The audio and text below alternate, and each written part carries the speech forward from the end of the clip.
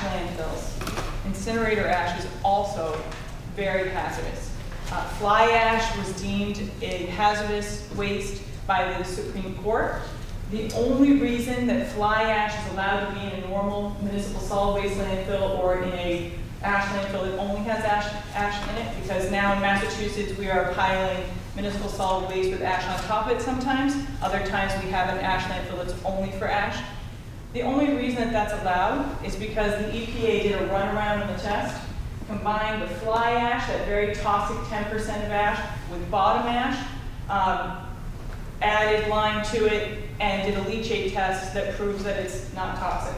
It doesn't change the fact that those contaminants, those heavy metals and other toxic materials are in that ash. It's just a testing runaround, and you'll hear more about that from Amina Moxie, who is an expert from Gaia, who's speaking today.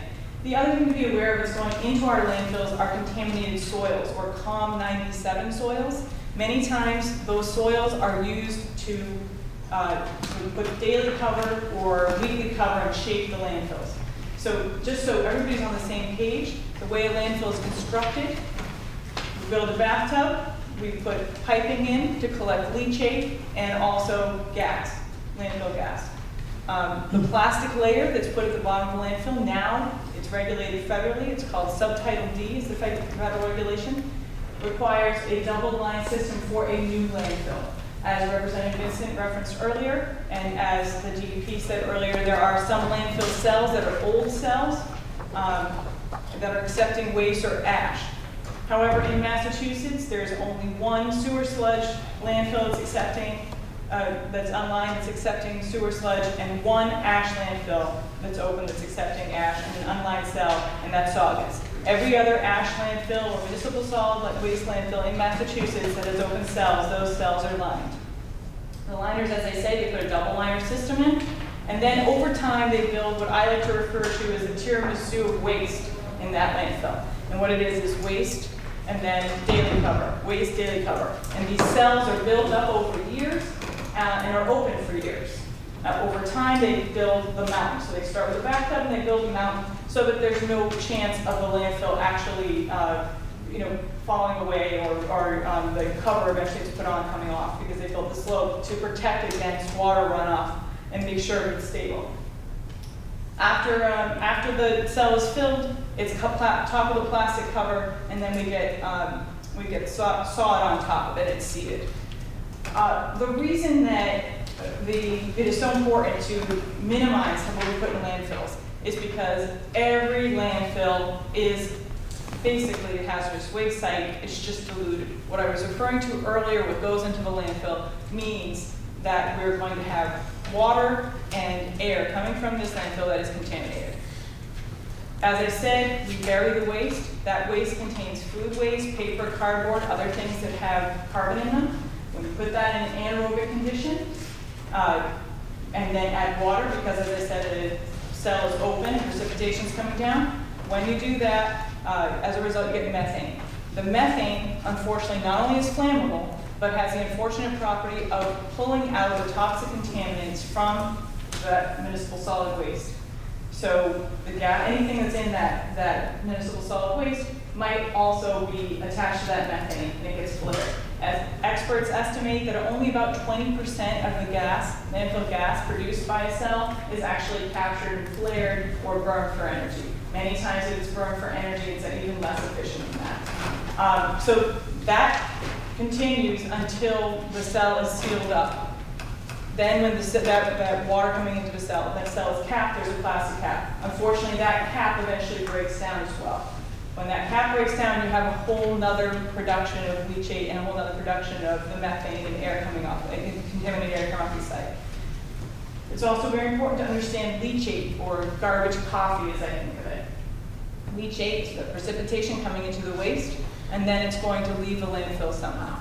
There are pipes in a modern landfill that pump the leachate into either a sewer system, where it goes to a wastewater treatment plant, or truck it to a sewer system. And we're going to hear more about that from Laura Orlando from BU later on.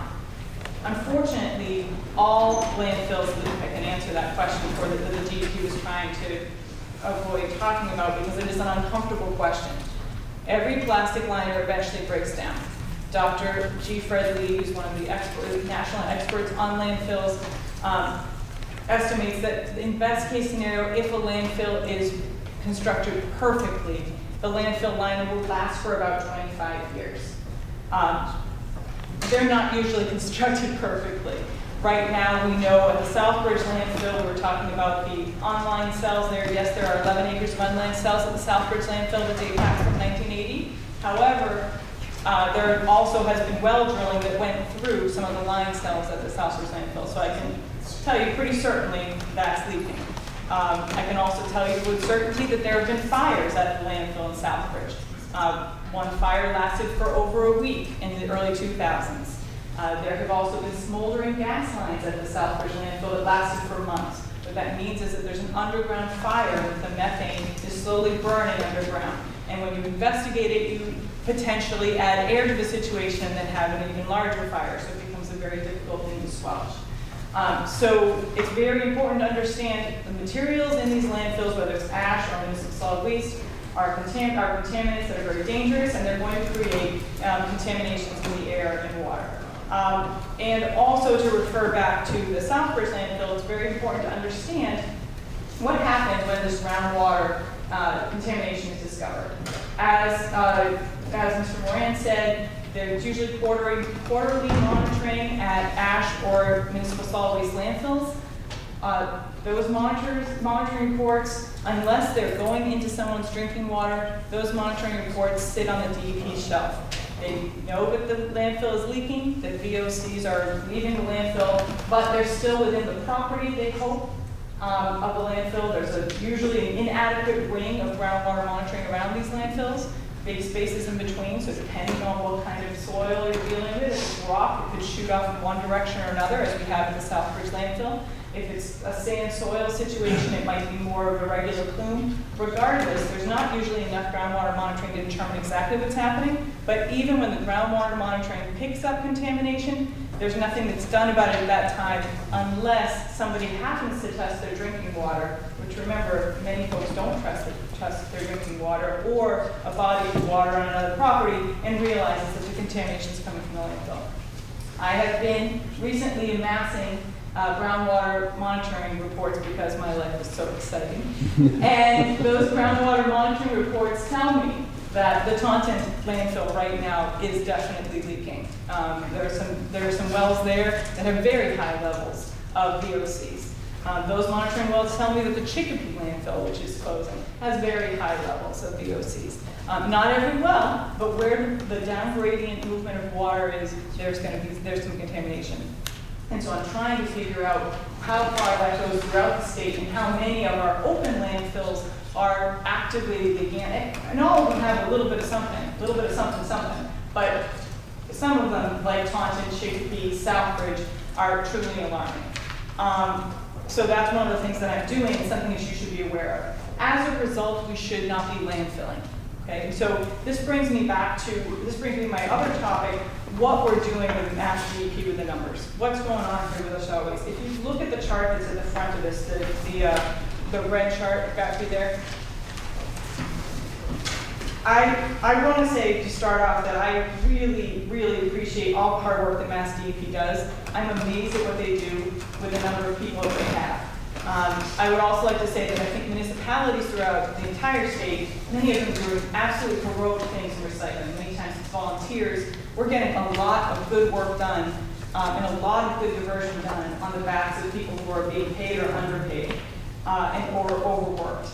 However, the problem is that much of our state does not have access to recycling at all because we're relying on basically an ad hoc situation. So 40% of the state, according to DEP, does not have access to recycling. And that's why we've got almost 40% of what's going into our landfills and incinerators as waste-band items. If you look at this chart here, you'll see the lighter pink to the left is before the economic recession.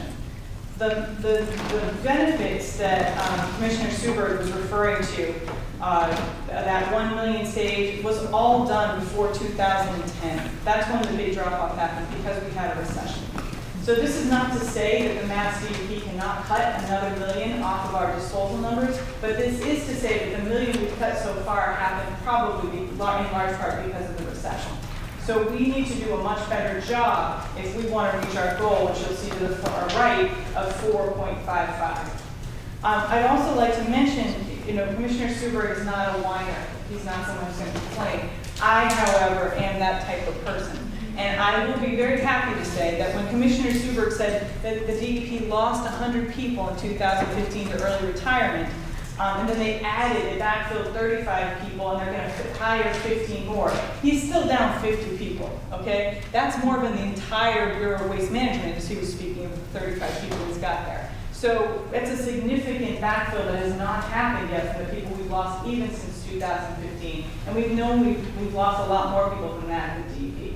I think it's very important to understand that while the Mass DEP has many people who are working on waste management issues throughout the state and doing some really good work, especially around our food diversion and other programs, they don't have any more dedicated inspectors. You'll notice when you ask questions about that the folks who are working on inspections of the landfills and incinerators across the state are all doing it as part of their other job. The 3 inspectors, I was told by people at DEP that the 3 inspectors who were hired to make the waste vans work are no longer there. They've either changed other jobs or left the state. So what that means is that the 20 or so facilities where we need somebody standing and saying, no, you can't bring your cardboard here. And we're talking about loads of cardboard or other recyclables that are supposed to be being recycled, not landfilled or incinerated. That enforcement is not happening at the levels it has to happen at. And that's why we're still seeing these high disposal numbers when we don't need to be seeing that. So I would ask, and again, this is not to disparage any of the work that the DEP has done, but I would ask if we want to reach 4.55 million by 2020, that we don't expand our landfills because, as I just said, all landfills leak. This is a situation where you're just saying when are we going to contaminate the water and air around us. But we don't expand incineration and the quote new incineration, which is just the same old story told with a different type of new pictures, which you'll hear more about, as I said, from an expert from Gaia. But that instead we do a better job at really hunkering down on reduce, reuse, recycle, and compost. We know that Nantucket has got a 91% diversion rate. And the reason Nantucket has that rate is because it's expensive to have these materials leave their island. We need to do the same thing. We have to treat our entire state as if it's an island. And instead of allowing these facilities to continue, we need to hunker down and stop them. So I have included written materials from myself at CLF. I've also included Gaia's written materials and some of the other experts for you to peruse at your leisure. Please contact me if you have any questions, and I'd be happy to answer any questions now. Just one. Okay, as you heard, the folks over here from Mass Municipal and the town administrator, one of the things that they talked about were to have more local options and not to have kind of this one-size-fits-all. I'm just kind of curious, because it seems that you want to see one-size-fits-all. Well, I think one of the beauties of zero waste, and there's an expert who's going to speak about that, is that zero waste is something that can be tailored to the community. And that programs that work in the community, you don't want the same program in a suburb as you do in the city, as you do in a more rural area, right? But whatever program you use, you have to be assessing it for whether you're actually sorting those materials so you have something you can sell at the end. Contaminated materials, end up being put in landfills and incinerators, right? About 25% single stream that happens. So what we need to do is look at what works in different municipalities, and then those other municipalities that don't have systems can adopt that. But regardless of that, and as much as I appreciate the need for that diversification, we have to realize that we have to stop acting like this is acceptable. The cost that this is generating is immense. Casella may be paying $5 million to put a water line in Charlton, but the state of Massachusetts is putting in another $5 million towards that, and that's unacceptable. And now those citizens are going to have to pay for their water where they had water from their well at no cost before this. And as you said, Sharon, when the contaminated soil and other water still is there, that's not cleaning up the solution, that's just putting in a water line.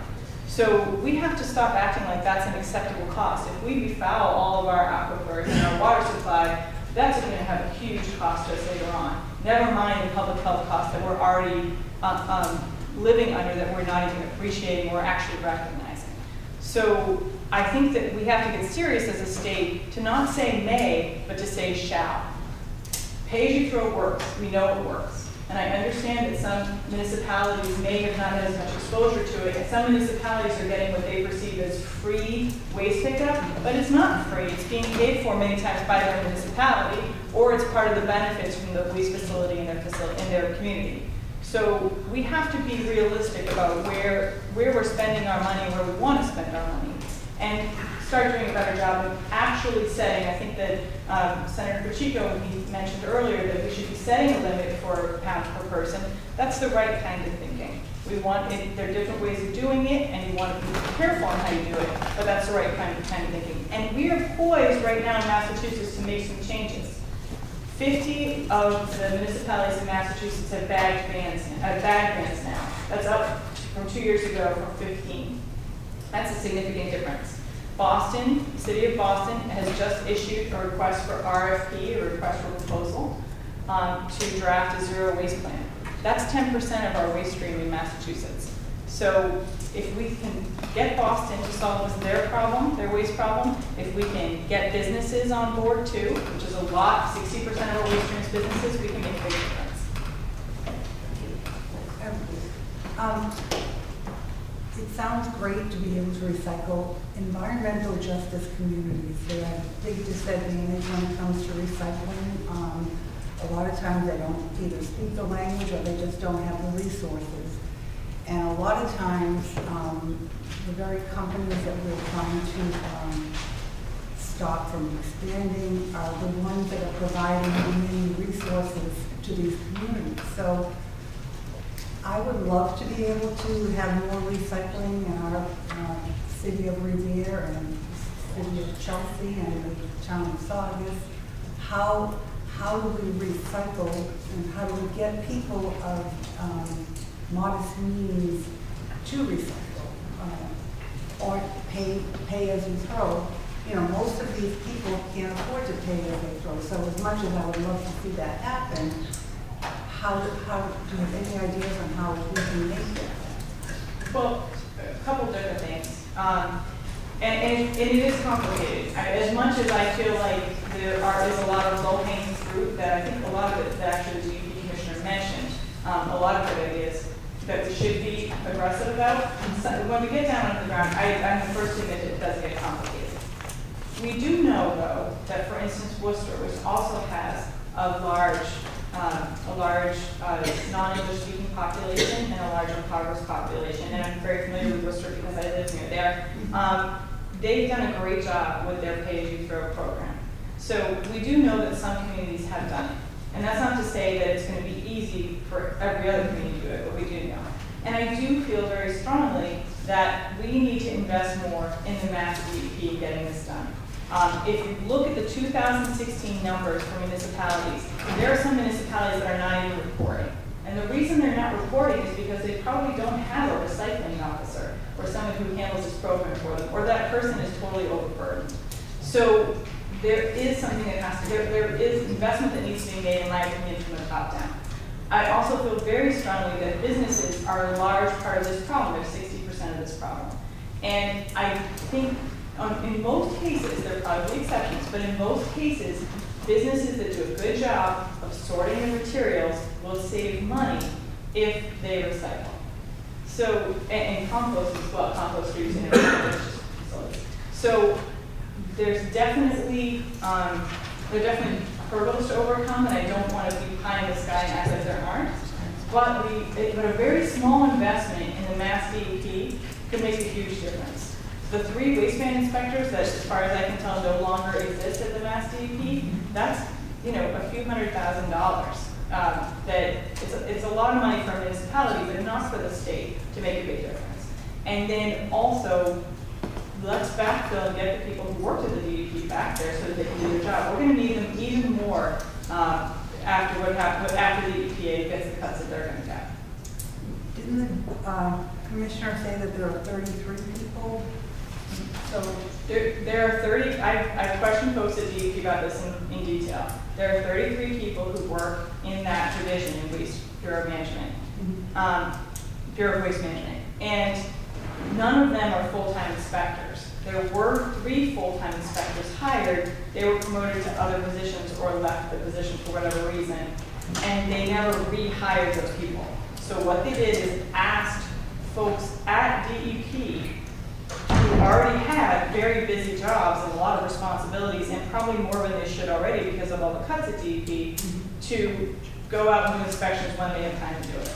So to me, that's very different than 3 dedicated inspectors. That, maybe it's changed since last I spoke to you, but this was only a few weeks ago. So, and to me, that's very important to have those inspectors, full-time people just doing that. The people at DEP that I work with in the Bureau of Waste Management have enough on their plates already. They don't have to be driving around the country to see the 20 or so facilities that need to be inspected. They don't mind transportation. Thank you. Any other questions? Thank you very much. Thank Appreciate you. your testimony. Thank you so much for having me. Hamina Baxi?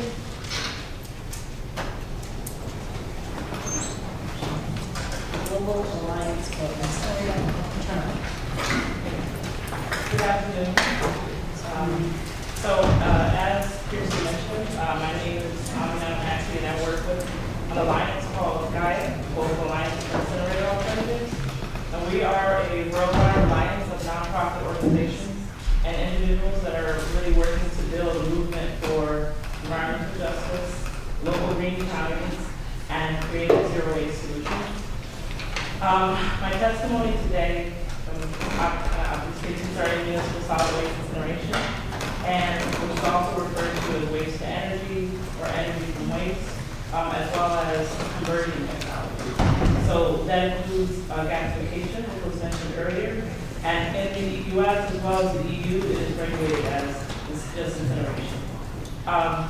So incineration is really a waste treatment process that burns discarded materials, so paper, plastics, metals and food scraps, and converts it into bottom ash, fly ash, combustion gases, air pollutants, wastewater, and wastewater treatment sludge and heat.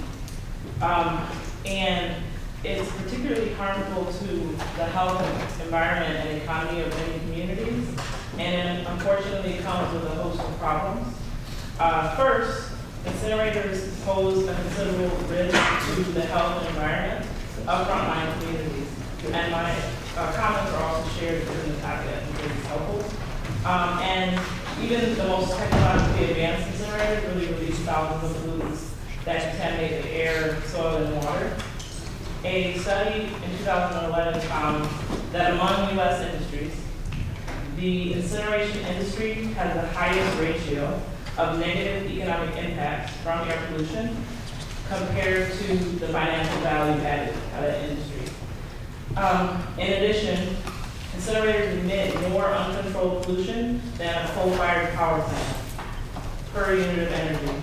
So to make the same amount of energy as a coal plant, a waste incinerator releases 28 times as much dioxin, 2.5 times as much carbon monoxide, 3 times as much nitrogen oxides, 6 to 14 times as much mercury. As we know, late Flint in the news, nearly 6 times as much lead, and 70% more sulfur dioxide. I mention that because Massachusetts is home to 7 incinerators and gasification being mentioned as a potential technology. In newer incinerators, air pollution control devices like air filters, they basically capture and concentrate those pollutants in the ash. The catch-22 when it comes to the ash from an incinerator, the better your air pollution control is going to be, the more toxic your ash will be. And so that's definitely a concern. And in addition, current technologies do not capture ultra fine particulate matter, which is currently unregulated, and it's very harmful to human health. So second, incinerators do not eliminate the need for a landfill. They're fundamentally just a way of treating the waste prior to landfilling. And I say that because often incinerators say, we are an alternative, you can be zero waste to landfill, and really that's not true. Because 25% of the incoming waste that comes to an incinerator leaves the door and goes to a landfill as ash. The air pollutants such as mercury and dioxin and other contaminants are concentrated in the ash and slag as well as wastewater treatment sludge. And they pose a risk that they can leach out and really threat groundwater and rivers, as is the concern of this committee. Ash management has also been a problem over the years for incinerators. There was a recent example here in the state of Massachusetts in 2011 with the landfills that we're discussing, where they failed to properly treat and dispose of their toxic ash wheelering. And so they released over 8,000 gallons of contaminated water and ash sludge into local waterways and surrounding wetlands. So this includes, like, when we talk about heavy metals, we're talking about cadmium, we're talking about lead, we're talking about arsenic, we're talking about mercury. And so that's definitely a concern. I next would like to speak to some of these new technologies, like I mentioned about conversion technologies such as gasification, pyrolysis, plasma arc incineration. And so these conversion technologies are no different than incineration and are really no better. And they're really problematic and a very risky investment.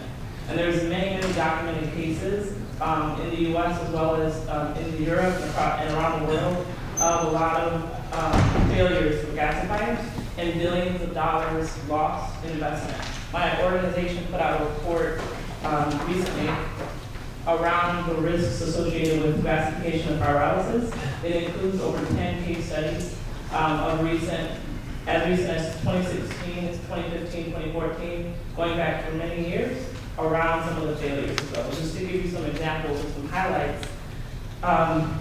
So there was the UK decided they wanted to incentivize gasification, and they partnered with a Fortune 500 company called Air Products that was from the US. And that company spent over $900 million to $1 billion on assets associated with the gasification process. As a result of that, 2 years later, after 2014, they abandoned the technology and they basically lost all that money that they invested.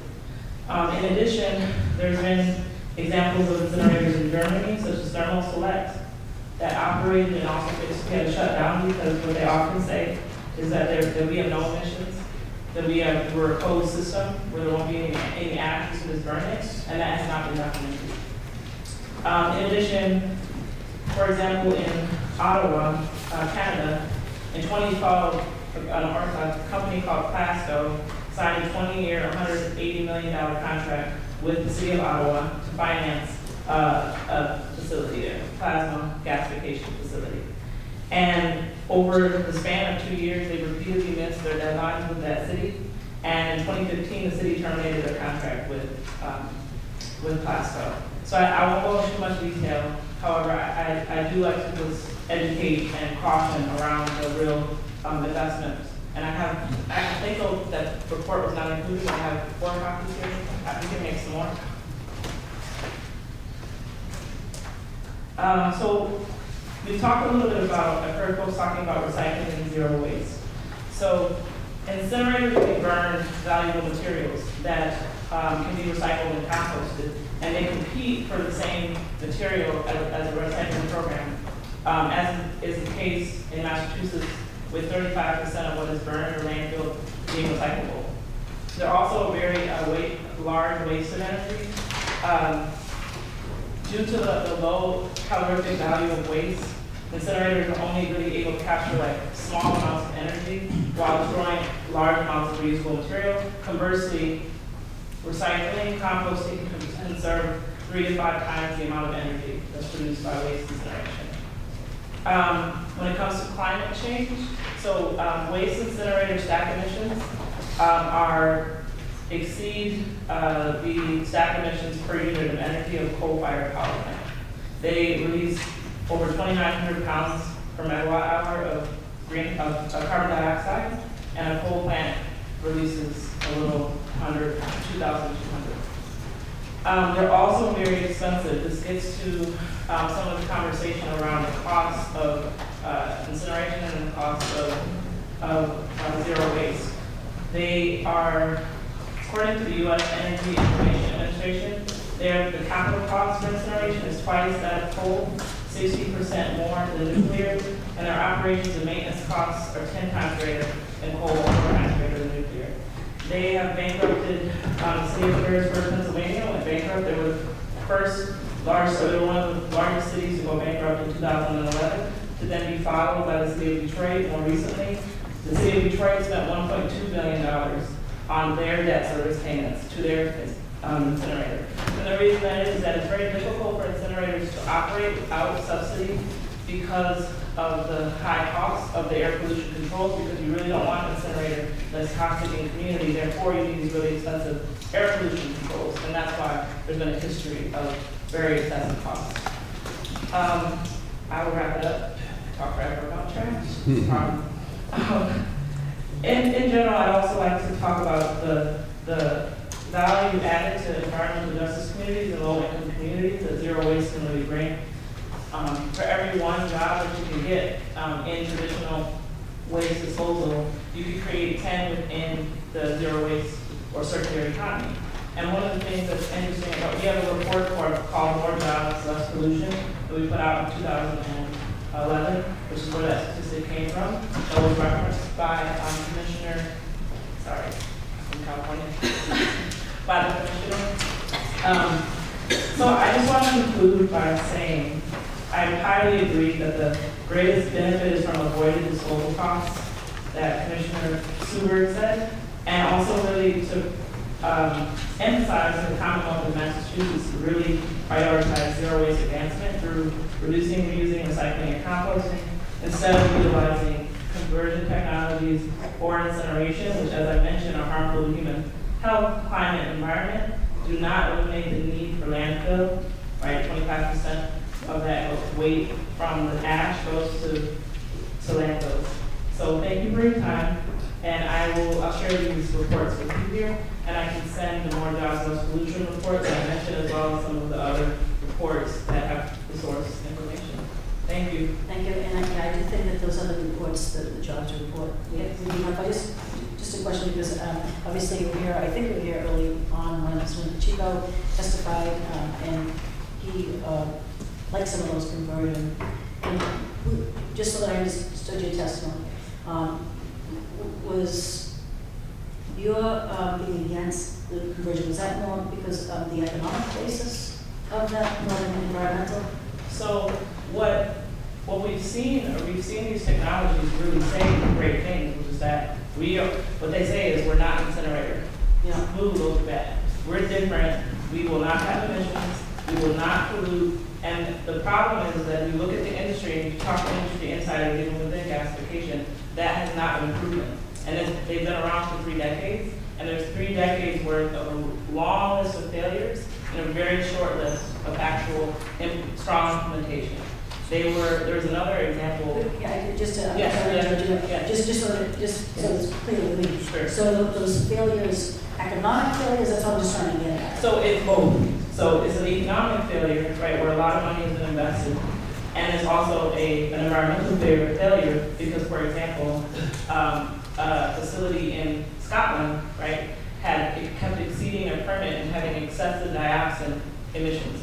And so we're eventually shut down by the Scotland EPA. And the reason why many of them are shut down is because they're not able to hold up to the standards that they say that they can when it comes to environmental emissions and things like that. Does that answer your question? Yes, it does. Yes. Thank you. Any other questions? Thank you, we appreciate your Thank you. testimony, and that would be helpful if you could forward those. Yeah. Thank you very much. Do you know anything on here in Massachusetts? Yeah. So we are, See California. yeah, so I work out of California, but we're a part of an alliance here called Zero Waste Boston Alliance. It was formerly called Boston Recycling Coalition. And so I'd like to get hold of you. that would be great. Okay, thank you. Thank you again. I'd like to have Laura Orlando. Thank you.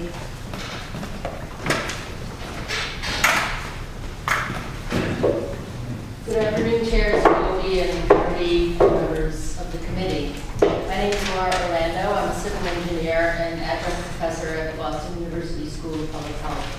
I'm pleased to be here this afternoon to discuss the fate of transport of pollutants to municipal solid waste landfill leachate.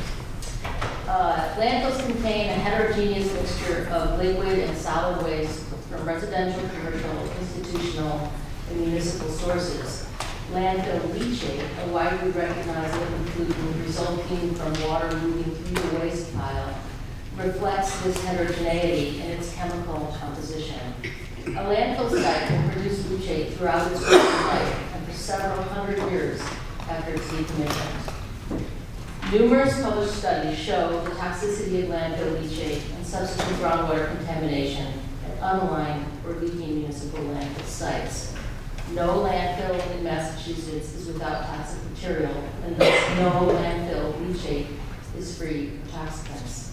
The detail of a leachate's character depends on the type of waste stored and the hydrologic and chemical conditions of the landfill, but some chemical constituents can be counted on, such as high levels of biochemical oxygen demand, chemical oxygen demand, ammonium, nitrogen, chloride, nitrogen, solvents, phenols, and heavy metals. Some of the landfill leachate inevitably escapes the landfill through unlined cells and through leaks and liners for the pipe's collection system. Landfill cell liners or leachate collection systems often cannot be repaired. It is unclear how much leachate is escaping landfill facilities. Today, however, I am speaking about what happens to the landfill leachate that is collected at the landfills in Massachusetts, not the leachate that escapes into the environment at the landfill. Since the 1990 Solid Waste Master Plan, the state of Massachusetts has made progress on addressing pollution problems at municipal landfills, and the state now requires the collection and treatment of landfill leachate, either on-site or at municipal wastewater treatment plants. Though a step in the right direction, treatment at wastewater treatment plants does not prevent pollution by landfill leachate. This is an important point to know. We like to think that wastewater treatment plants treat the material that enters them, but this is not the case. Of the 21 landfills listed in the state's 2015 annual solid waste facility report, 11 pump leachate directly into town sewers, 7 truck leachate to sewers in and out of state, and 3 manage the liquid waste on site. The volume of leachate is not trivial. More than 232 million gallons were collected in 2015, all but 2 million of this were to sewers. That's about 350 Olympic-sized swimming pools. Sewage is not unlike landfill leachate insofar that it's a heterogeneous mix of whatever household, commercial, and industrial wastes that are flushed or drained into the sewer. Sewage treatment, whether there is landfill leachate present or not, results in 2 end products: a treated wastewater and sewage sludge. In the United States, there are approximately 16,500 wastewater treatment plants that disgorge about 12 trillion gallons of wastewater. Sewage treatment is focused on reducing in wastewater discharges so-called conventional pollutants. That would be oil, grease, organics, especially organics like nitrogen and phosphorus, total suspended solids, and settlable material, grit, rags, stuff like that. They're the same pollutants of concern in your grandfather's day. They can readily make receiving water bodies, lakes, rivers, and streams undrinkable, unfishable, unswimmable, and unsightly. Most chemical removal is incidental, dictated by volatility, solubility, and hydrophobic properties, not treatment processes. The US EPA regulates toxic chemicals in sewage if 3 conditions are met. The pollutant is in high amounts, there's a technology for controlling it, and the implementation of that technology is economically feasible. The Clean Water Act authorizes the EPA to administer the National Pollutant Discharge Elimination System, those are NPDES permits.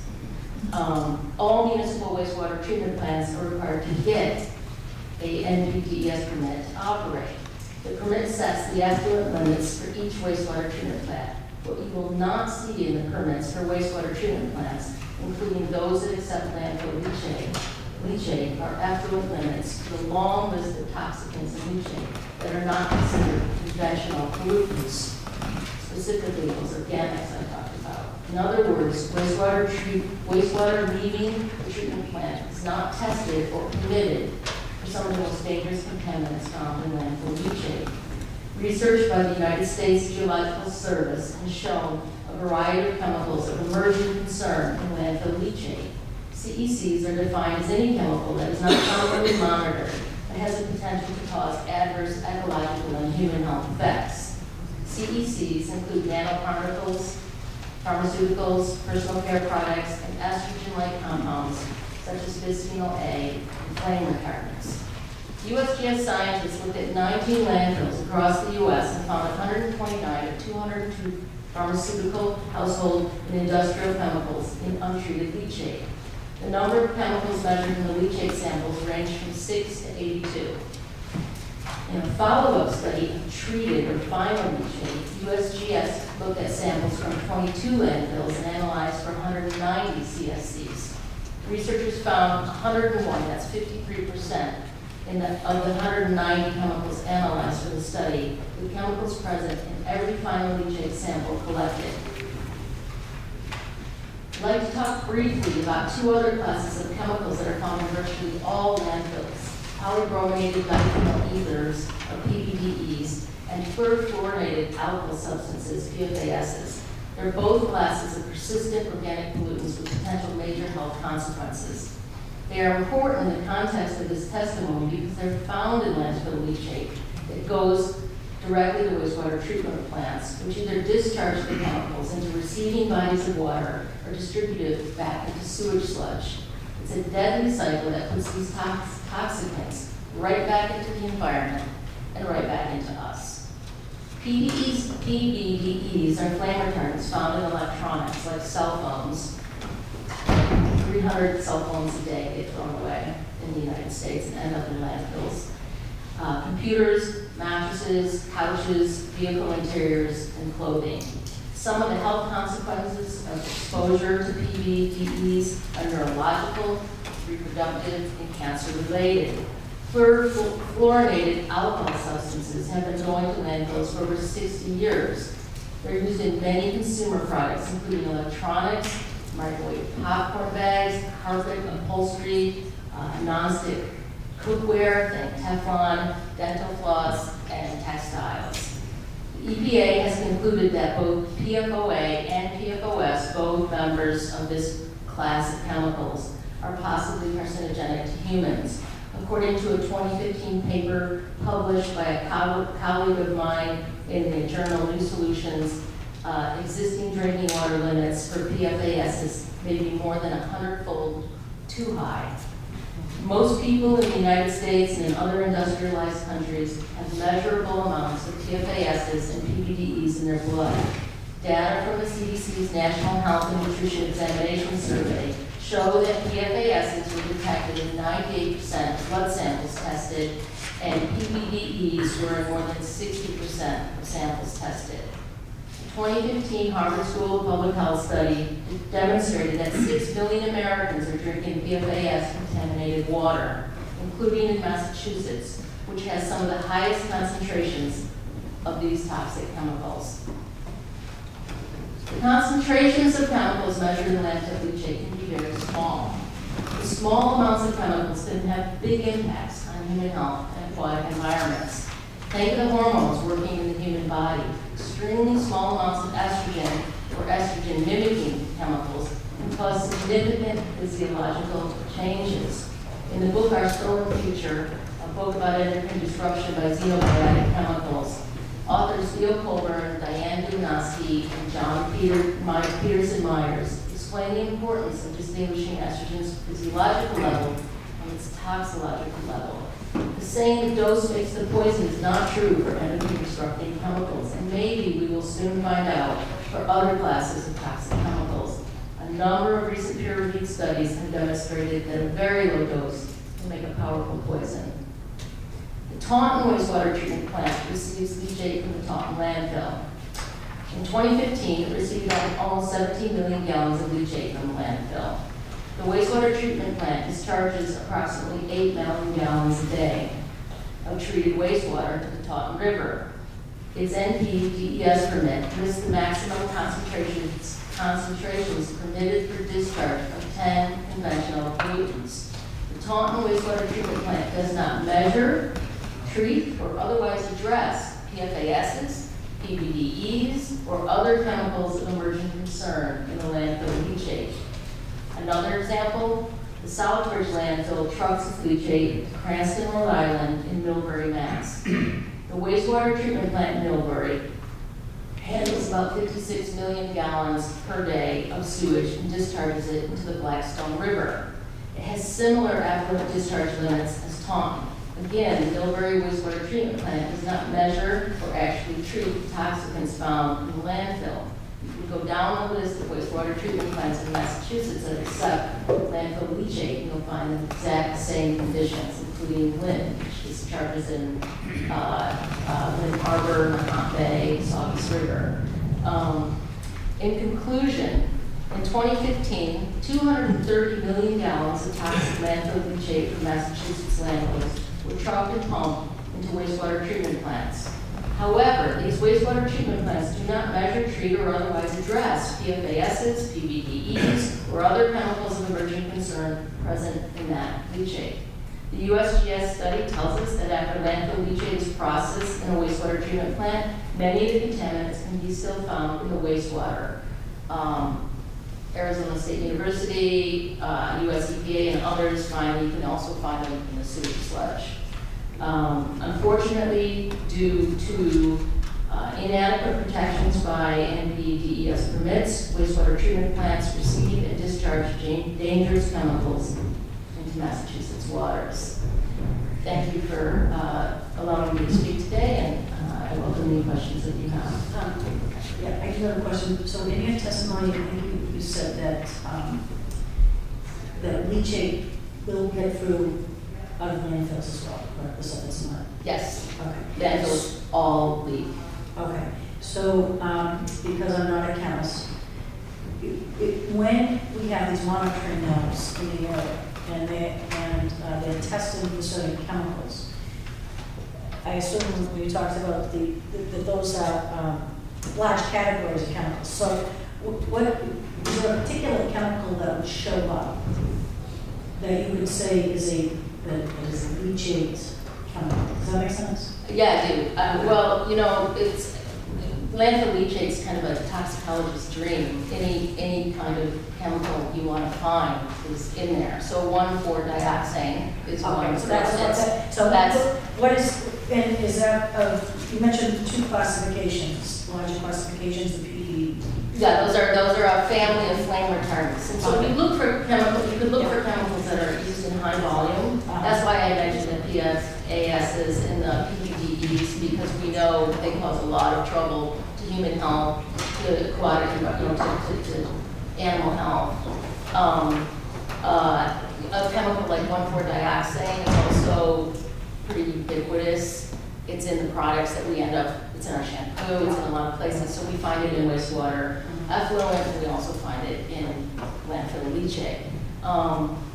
We would be better off looking at classes of chemicals. The regulatory framework right now looks at individual chemicals, and so it ends up becoming very, very complicated because you have all these different, you could change a benzene ring or a carbon ring and have a slightly different chemical. And the question is that regulated or not? So progressive regulation would look at, in my opinion, it would look at classes of compounds rather than individual compounds. And when we know a class of compound is hazardous to human health, if something else falls within that class of compound, then we can say that we need to limit its use and exposure to the environment. But because it's not tested, as you mentioned, it's not within these permitted, and so is that something that the state is looking looked at before, is DEP looked at those particular classifications? Would you know? To my best of my knowledge, the state does not measure, for instance, the two classes of chemicals that I mentioned. I know the state is certainly concerned about the PFASs in drinking water. You know, the timeline from the time the academic community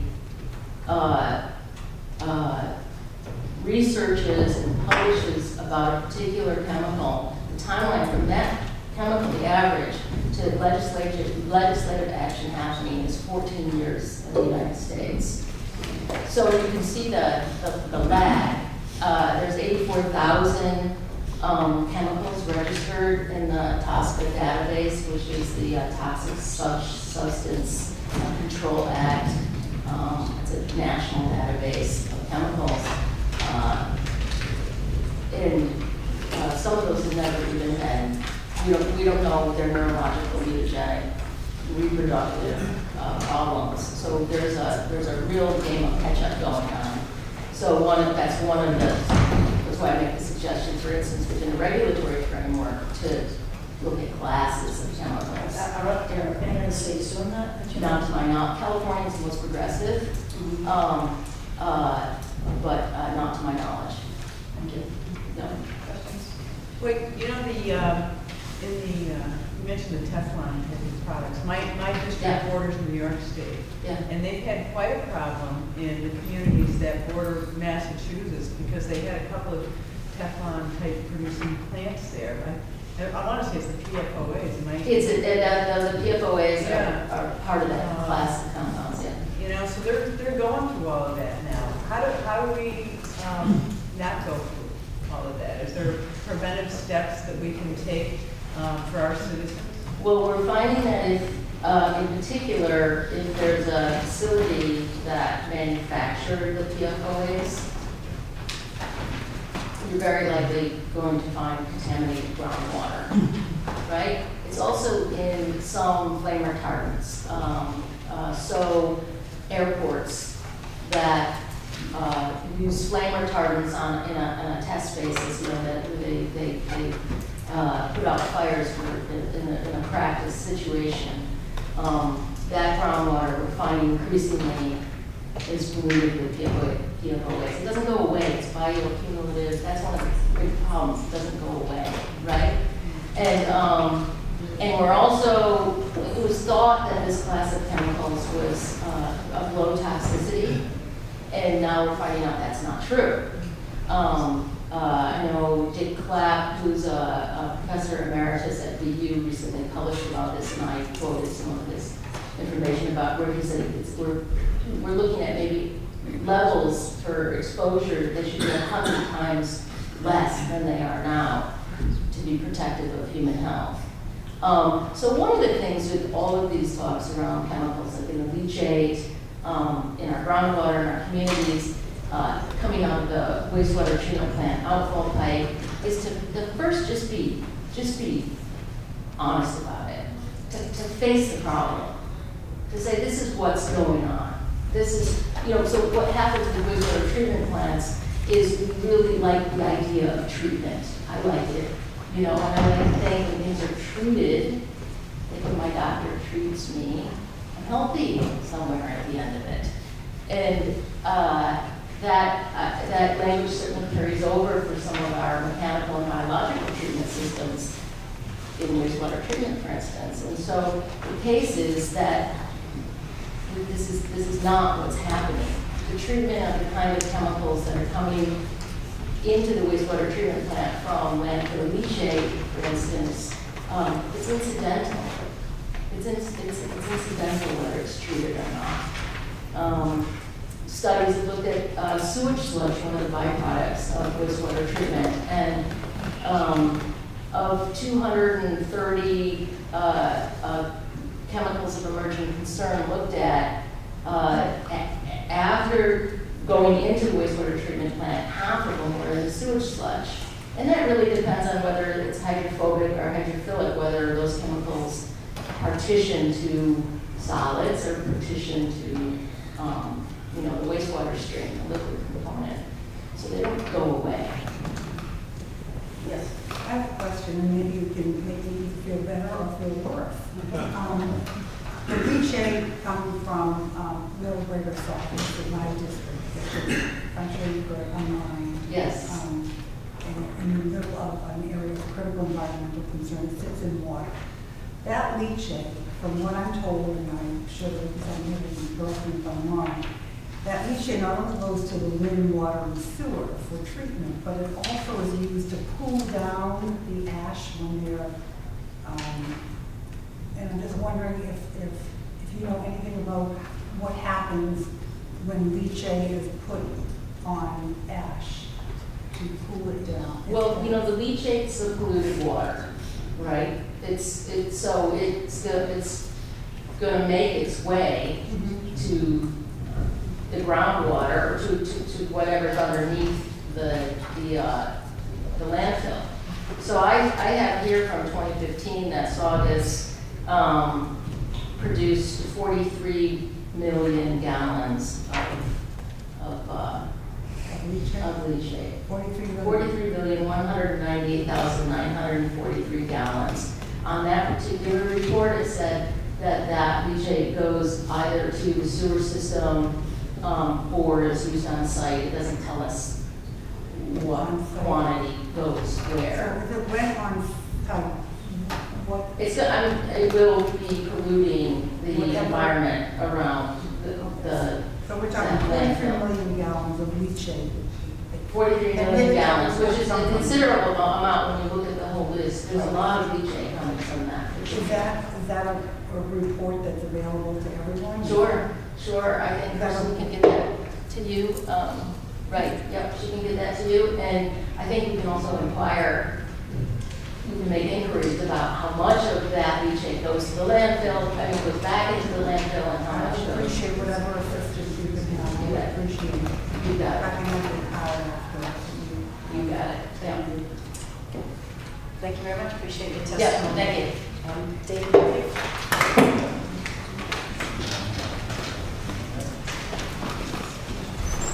And after David, just for the people that are here, for the people that can testify in case you were wondering. Thank you, David. Good afternoon, Senator Goby, Representative Grady, and other distinguished members of the legislature and audience. Today, I'm providing testimony to Mike Askey as the chairman of the Solid Waste Management Committee for the Environmental Business Council. We are a nonprofit organization established in 1990 by environmental energy company executives to support and foster the development of the environmental industry. Today, the Environmental Business Council represents over 200 companies, consisting of literally thousands of professionals that work in the environmental energy industry here in New England. Our members include professional consultants and attorneys from the solid waste industry, energy from waste companies, recycling and organic firms, site remediation firms, and landfill corporations, to name a few. Our solid waste companies alone manage over 80% of the solid waste here in the Commonwealth. We are not an advocacy group, but rather we provide programs, activities, and accurate and reliable information that enables our members to stay on the cutting edge of environmental and energy technologies, management, and regulatory developments. I want to recognize that we have several EDC members here, our executive director, and Ron St. Angelo from the town of Southbridge. Ron's from here, and Jim is from Wheelabrator, and Mark is from Covanta. My name is David Murphy. I'm a Massachusetts licensed professional engineer that has practiced in the solid waste management field for 32 years. I have been privileged to work both in the private and public sector as an environmental consultant for 23 years and with the Mass DEP for 9 years, serving in the Commissioner's office as the lead engineer for all landfills in Massachusetts during the big years of 93 to 2002. Today, I work as a principal at Ty & Bond, an employee-owned consulting firm of over 300 engineers and scientists, where one of my roles is to manage our solid waste clients, both public and private. I serve on the board of directors at SWAN, the Solid Waste Association of North America, Massachusetts chapter. I serve as the representative to the Massachusetts Solid Waste Advisory Committee, informally known as the SWAC. And I also serve as the chairman of the Solid Waste Committee for the EDC. For disclosure to this body, it is important that I inform you that I also serve as Ty & Bond's principal in charge representing the town of Southbridge. where we serve as their landfill engineer and as the licensed site professional for the private well contamination in the town of Charlton.